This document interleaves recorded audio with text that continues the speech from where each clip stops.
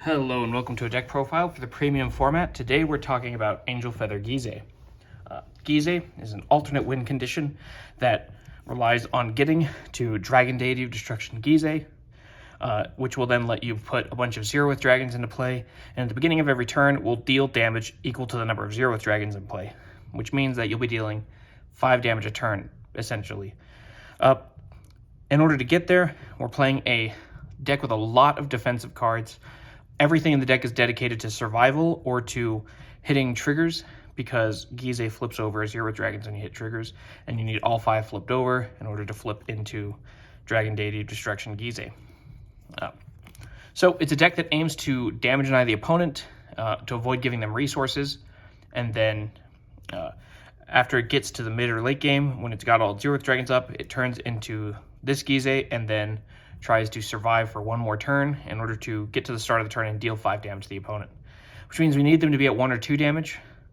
So we have to give them some counterblast, but not very much.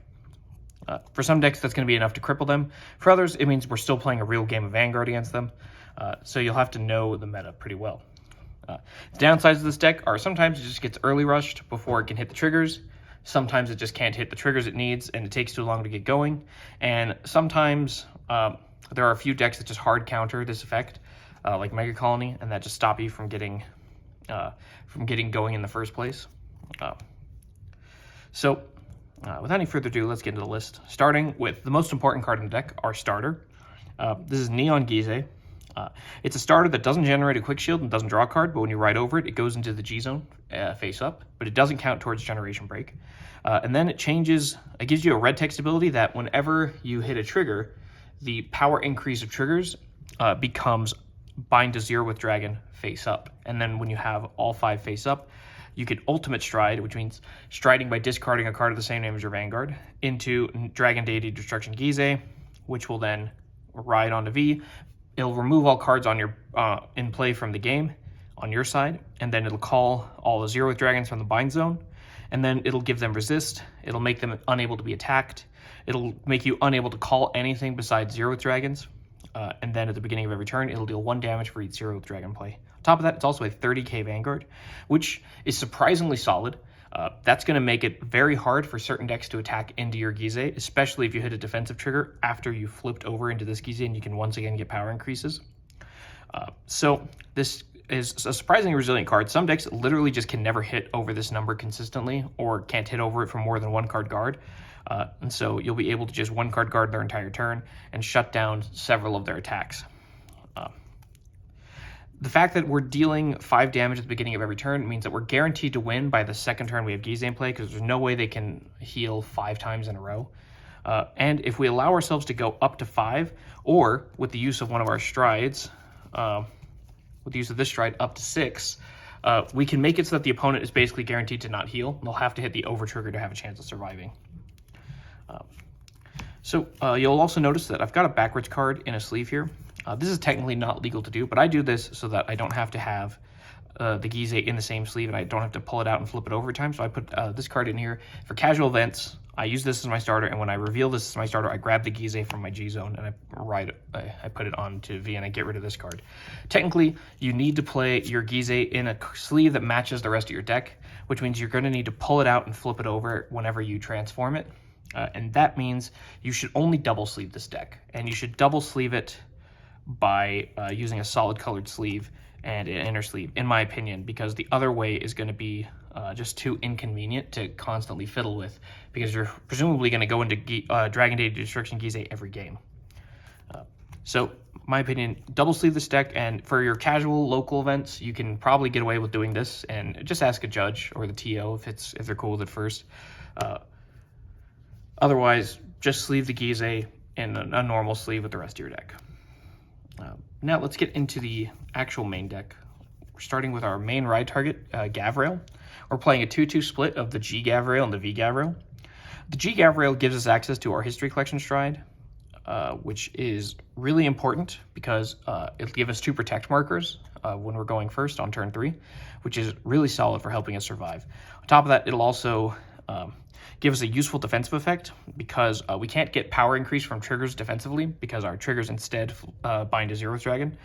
But this has the effect GB2, when a card's put in your damage zone, you give your front row 2k. So because we can manipulate the damage zone in the battle phase, we can increase the power of our Vanguard and potentially get to the point that we're not getting hit by numbers, or that it's easier to guard numbers. So it's some much wanted defensive power. But then it has an auto skill when you stride onto it, counterblast 1, and you look at the top 3 cards of the deck, put one of them into your damage zone face up, and then you call a face-up card from your damage zone to R, and that unit gets 2k. So it'll let you dig for combo pieces in the top 3 and then call them into play, which is just a really nice effect to have for setting up. And we just want cards that will inflict damage to ourselves so that we can hit triggers and flip over Zeroth Dragons faster. And then we have the V Gavrail. Riding into this is useful because it'll give us another protect marker in the mid to late game. And also, if we have to ride this going first, it's not the end of the world because it has a very useful effect for our deck. It has Counterblast 1, Soul Blast 1, return a card from the damage zone to hand, put a card from damage zone on the bottom of the deck, and then deal ourselves 2 damage, which will just help us turbo through our deck and hit as many triggers as possible. And then on top of that, if you've 3 or more new cards are put into any player's damage zone, all your front row units get 10k, but that's generally not going to matter. We're just here for the ability to turbo through our damage, and we need to play 4 Gavrails with the same name so that we can ultimate stride more consistently.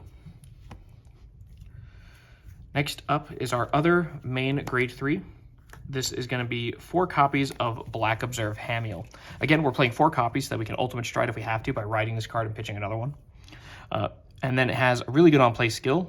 If you have a Black Vanguard, which our 2 main grade 3s are, you counterblast 1 and call a card from damage to R, and then deal 1 damage to your Vanguard. So it'll help you get anything out of damage into play, and then it'll self-damage so we can hit those triggers. And then it has a hard once per turn clause. And then when it attacks, you can counterblast 3, and then this unit gets plus 15k in a crit, and your opponent can call Sentinels, which theoretically we could use as a backup wincon if we stacked a bunch of crits on here, but we're only playing 3 crits in this deck, and it's really unlikely we're going to win the game that way. Next up is our grade 2s, and we're starting with 4 copies of Black Arquarius Jafkiel. This is the best damage manipulator we have in Angel Feather. It's just the cleanest, easiest way to manipulate the damage zone. On place on V or R, you counterblast 1, and it gets 3k, and then you return a card from damage to hand, and if you did, you deal 1 damage to your Vanguard, and it has a hard once per turn clause. So, counterblast costs are essentially free in Angel Feather because you're calling or manipulating the damage zone. You're taking the face down cards and adding them back to your hand or calling them into play, and thus you're going to end with all face-up damage at the end of this effect. And then, unlike my Gavrail deck, we're playing 4 copies of Black Mapping Salafiel. This card doesn't do anything for normal Gavrail because it doesn't plus any cards to hand, just heals the damage and deals the damage. But here, all we care about is hitting as many triggers as possible. So we need to play as many of these hard once per turn effect guys as we can so that we can use all of them in one turn and turbo through our deck. So when this is placed on V or R, you Soul Blast 1 and heal a damage and then deal a damage. And then if a new card is put into damage, it gets 10k. This is just here to help us hit triggers. And then we have 2 copies of Sanitize Razor. This is an innovation from the list I saw in BCS Sacramento, where this card has the effect you can Soul Blast 1, and your opponent heals a card from the damage zone, and then this unit gets plus 10k, plus 2 crit. Plus 2 crit doesn't really matter because we're trying to damage an opponent. And the reason we play this is because if we had to give the opponent a damage early so that we could hit drive checks, so that we could dig for pieces, we can then make them heal that damage so that when they get to their critical grade 3 turn, they will be at... they'll be at 0 damage, potentially, and will not be able to use any counterblast effects. Next up, we have 1 copy of Black Dream Zabania.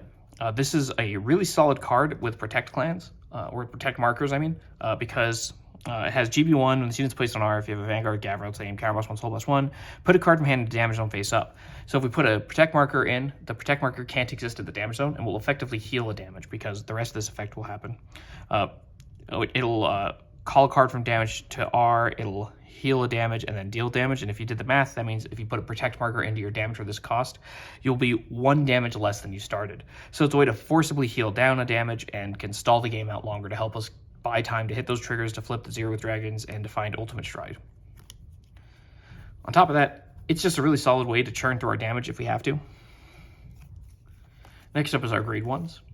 And we have 4 copies of Black Closure Zophiel. On V, when its attack hits, you draw a card. And then on R, When placed, if you have a black Vanguard, you discard a card from your hand and return a card and damage it on the hand. And if you did, deal damage to your Vanguard, and then it has the hard ones of return clause. This is just another way to get cards from damage into hand, which is really solid, because sometimes we need to get that specific grade 3 so we can Ultimate Stride out of damage, or Perfect Guard out of damage. Just a really solid effect. And then we have three copies of Scaling Angel. This is another card the guy from Sacramento played. When this unit's placed on V, you discard a card from hand, draw cards. So as we ride up, it'll give us some deck thinning, or not, card selection, rather.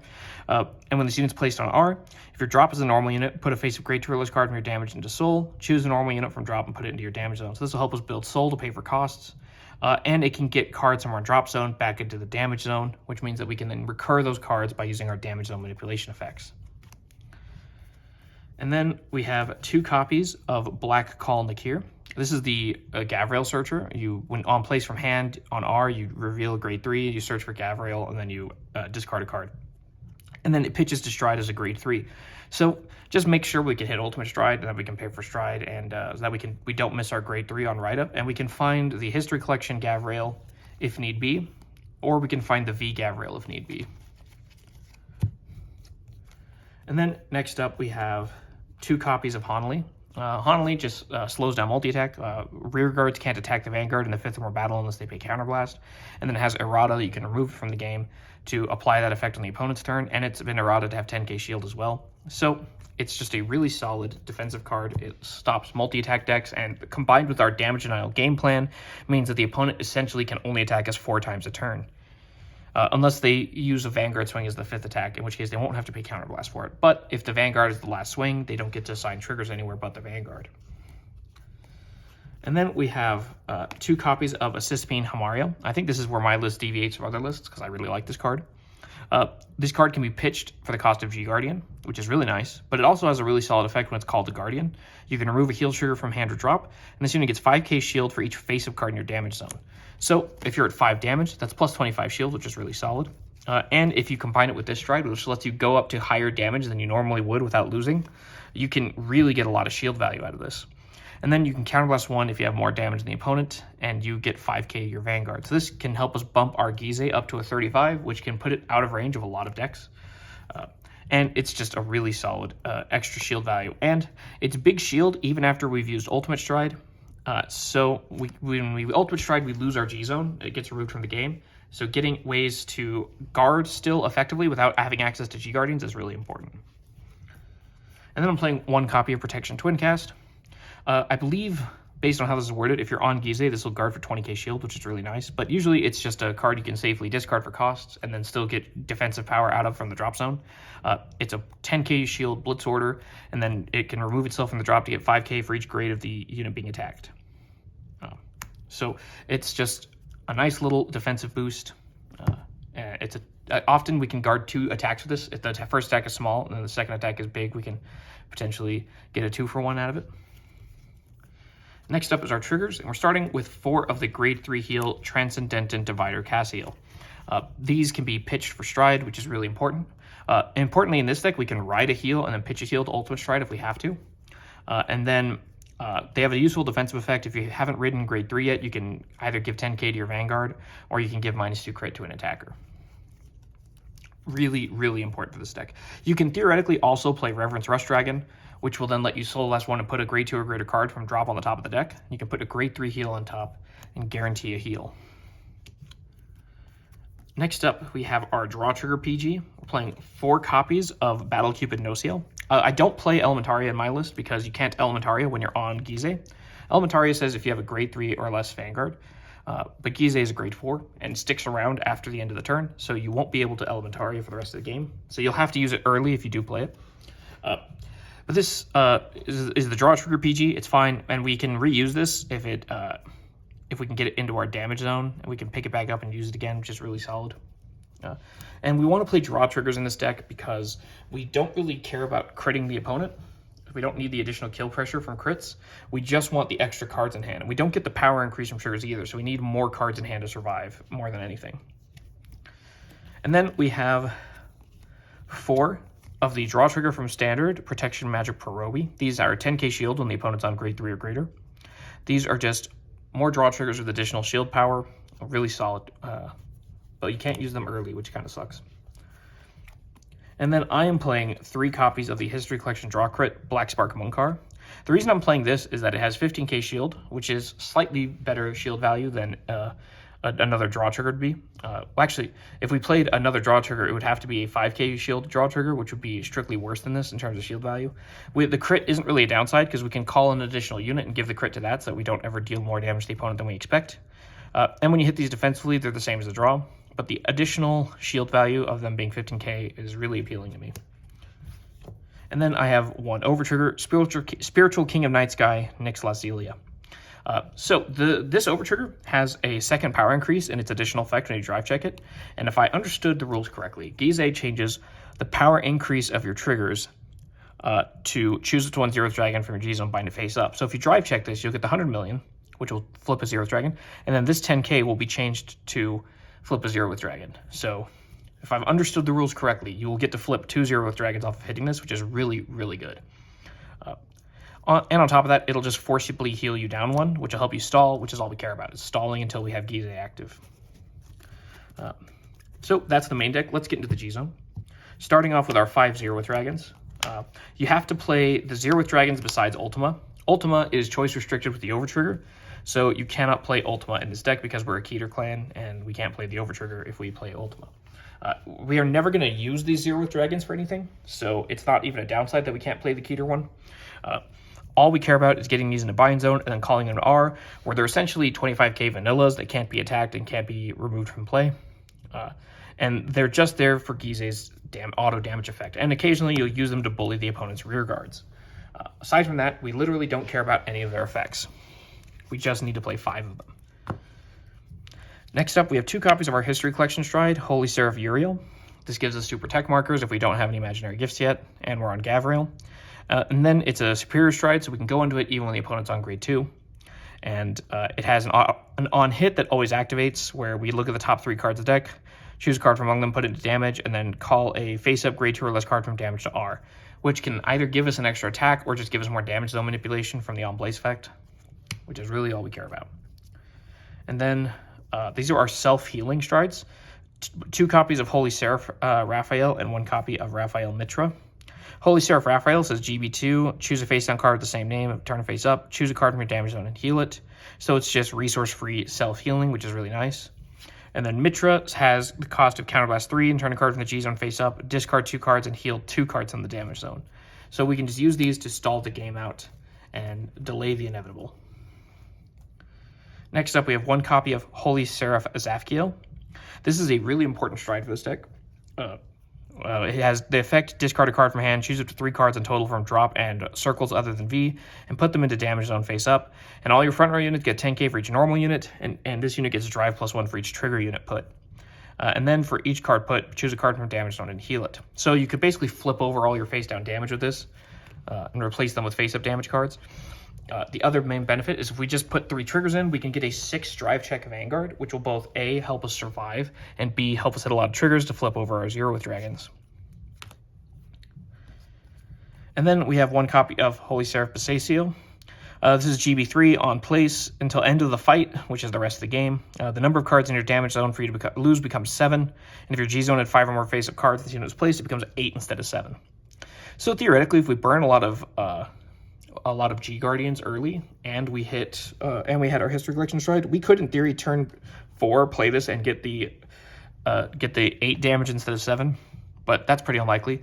We just want this at some point because it'll give us the ability to go up to 6 damage, and then at that point, the opponent can no longer heal because they'll be dead at 6 damage. And the way heals work is you put the heal in the trigger check zone, and then you compare damage to the opponent. So if the opponent's at 5 and we're at 6, they are at less damage than us and can't heal, and then the trigger goes to damage zone and they die. And then our G Guardians, and 1 copy of Harmonics Messiah because it's mandatory. We have 2 copies of Holy Seraph Suriel and 1 copy of Firmament Glance. Normally I would like to play more G Guardians, but we have to spend 5 of our G Zone slots on 0th dragons, so something has to go. This G Guardian has Rescue 1.